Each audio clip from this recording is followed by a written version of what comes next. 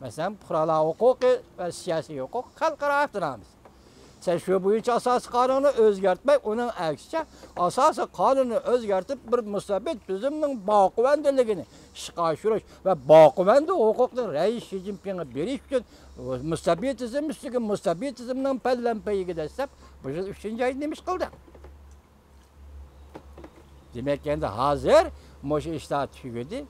Elaka rais Shi Jinpingni tanqid qilgan maqoli yozuvchi kishi bir maktab universitetining Shu Jungrungma deydigan bir professor ekan, shu so'zni aytibdiki, bu yil 3-oyda ishlar asliga kelish kerak. Asosiy qonunni qaytadan o'zgartirish kerak. Huquqi boquvandlikni bekor qilish kerak. Abdul abad rais va huquqni o'ltirishni bekor qilish kerak degan so'zlar. Tungi 3-oyda boshlangan, bugun 6-oyda buning qorish kayfiyat hozir Jungoda ko'tarildi degan. Dal shundaq vaqtda hozir Jungoning ichki qismidagi vaziyat bilan hozir tashqaridagi besimning dardisidan qanchalik bo'ladiganligi. Masalan, alayli Yaponiya, Amerika Qo'shma Shtatlari, Yevropa Ittifoqi birlashgan bo'lsa, masalan, alayli boshda aytgan Braziliya, Yaponiya, Hindiston va Amerika Qo'shma Shtatlari qaytadan Birleşken Devletler Teşkilatı ve Dünya bir hükümettik. Bir hükümet teşkillaydigan bo'lsa, merhamet, Cunguluk efendi qayerda qaldınız? Bu yerde bir işe dikkat kılın. Mesela dünya, sen 17 yıldan beri Dünya Soda Teşkilatı'nın nizamnaması amel kılmadığın çıkıp ket degen çıkarıp etediğin bunda kaydı nizamları var mı yok ben bunu bilmeyim. Bırak hazır çıkıp ket Jungo deyişinin ornuna bu devletler özü çıkıp ketti. Amerika Qo'shma Shtatlari, Yevropa Ittifoqi savdo kelishimi, Yaponiya, Yevropa Ittifoqi savdo kelishimi. Demak, bu kelishimlar nima dedik? Dunyo savdo tashkilotini qisaytdi. Chiqib ketdi deyli buni. Endi Jungo sen o'zing shu tashkilot yolg'iz qolding. Bu tashkilotning o'rni qanchalik? Yetim qoldi deyildi ku boshda. Bu tashkilotning o'rni qanchalik? Endi sening savdo tijorat ishing qayerdan qayerga ma'qul?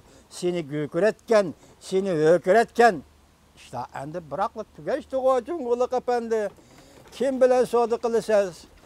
Endi Şinjan'ın yoki Muslimlik Uyg'uristonning yer osti boyliklarini bu lang-talang qilish bilanmi? Endi apır bir dunyoga satishingiz kerak-da. Satmasangiz savdo bo'lmaydi-da. Nimaga tayinib savdo qilasiz? Nimaga tayinib jon boqsiz? Masala shu yerga keladi. Savdo yo'q, pul yo'q.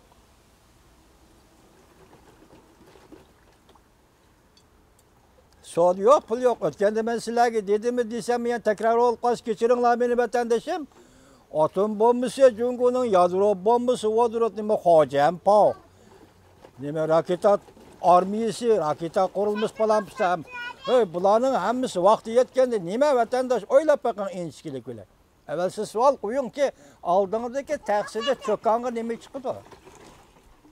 Taksida cho'konga chiqdi bir tal ko'ktat. Cho'konga chiqadak bir tal go'sht bormi yo'qmi? Qachon? Hozir bor. Hozir qo'rimalar oldingda to'kilib turibdi, eshib turibdi. Lekin vaqti kelganda agar sen mushu savdo ishida mushunday ketaveradigan bo'lsang, joyli qilib, xalqaro tartibda qabul qilmaydigan bo'lsang, vaqt sening ichki tashqi savdoning ahvoli nima bo'ladi? Vaqtda taqsanga qarab baq.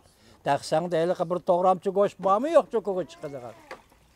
Taqsangda bir tal ugrang bormi yo'q cho'koga chiqadigan? Askarmi shu qo'rimini yeydi, askarmi shu ugrini yeydi. Junguluk efendi taqsida ishtimi yo'q. Askarning qo'lidagi avtomat bilan atom bombasi nimaga yaraydi Junguluk efendi?